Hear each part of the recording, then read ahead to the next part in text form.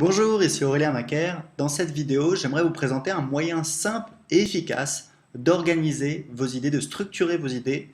Ça va vous permettre en fait d'avancer dans vos projets de manière plus efficace, que ce soit un projet, que ce soit la création d'un produit. Vous allez voir les techniques que j'utilise. Alors en fait, il s'agit de mind map. En français, on dit carte heuristique. De quoi s'agit-il? En fait, il s'agit d'une carte qui va représenter vos idées et la manière dont elles sont organisées. Alors moi, je m'en sers personnellement quand j'ai des projets à gérer. Ça me permet de noter toutes les étapes que je vais devoir réaliser pour mener à bien ce projet. Et puis, vous pouvez également l'utiliser pour la création d'un produit. Vous allez voir comment j'ai créé mes séminaires en utilisant une mind map. Alors, il y a plusieurs logiciels pour créer des mind maps. Celui que je vous présente aujourd'hui, c'est MindMaster. L'avantage, c'est qu'il est en ligne, donc vous pouvez y accéder depuis n'importe quel ordinateur connecté à Internet. Pas besoin de télécharger, d'installer un logiciel. Et l'avantage, c'est qu'il est gratuit jusqu'à 3 mind maps, donc vous pouvez l'essayer tout de suite, c'est très très simple. Si vous n'avez pas de compte, vous cliquez sur Connecter.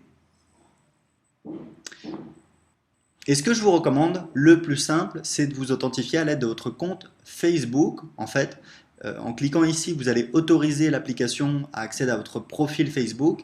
L'avantage, c'est que vous n'avez pas besoin de créer un compte, pas besoin de stocker un mot de passe supplémentaire. C'est très très simple. Personnellement, c'est comme ça que j'utilise et ça fonctionne très très bien ainsi. Donc vous cliquez sur Connecter.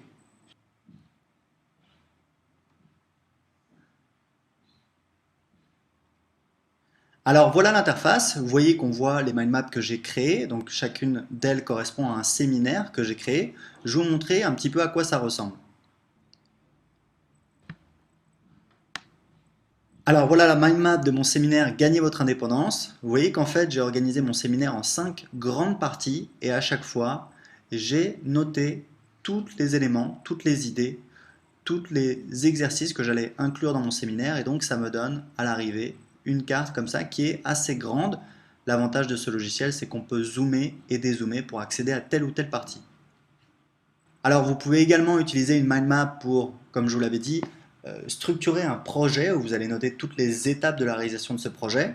Mais très important, il faut savoir qu'une mind map, c'est un moyen très pratique de créer facilement et rapidement un support de formation pour, par exemple, une vidéo de formation. Voici par exemple le premier module de ma formation en ligne, un blog qui rapporte en 31 jours.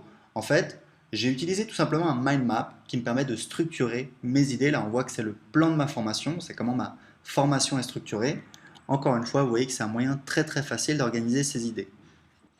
Alors pour créer une mind map, c'est très facile. Sur MindMaster, vous allez cliquer sur Nouvelle carte. Et ici, vous avez tout un choix de templates que vous allez pouvoir utiliser. Moi, généralement, je parle de quelque chose de simple. Pas besoin d'avoir quelque chose de compliqué, mais si vous voulez, vous avez accès à d'autres modèles. Vous voyez qu'il y en a tout un tas. Et justement, on va tenter un plan projet.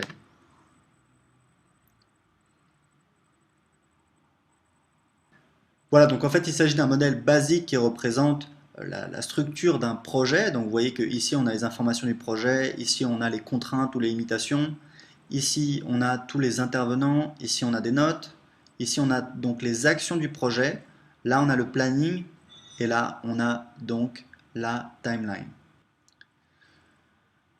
Donc vous pouvez partir d'un modèle existant comme celui-ci, ou alors partir d'un modèle vierge. Dans tous les cas, pour modifier, c'est très très simple. Vous cliquez dessus.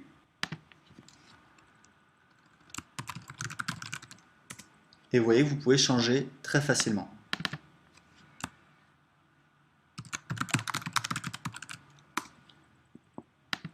Bien entendu, vous pouvez changer également les icônes.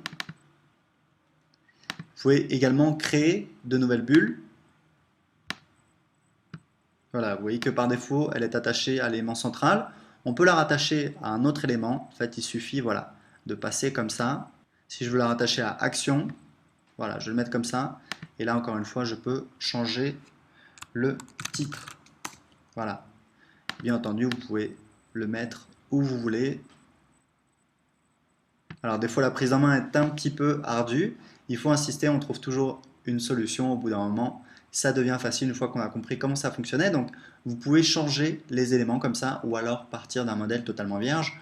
Dans tous les cas, je vous recommande de commencer à utiliser des mind maps. Vous allez voir que ça va vous permettre de structurer vos idées, d'avancer de manière beaucoup plus organisée et surtout, c'est gratuit, c'est facile, donc n'hésitez pas à tester MindMaster pour créer une première mind map.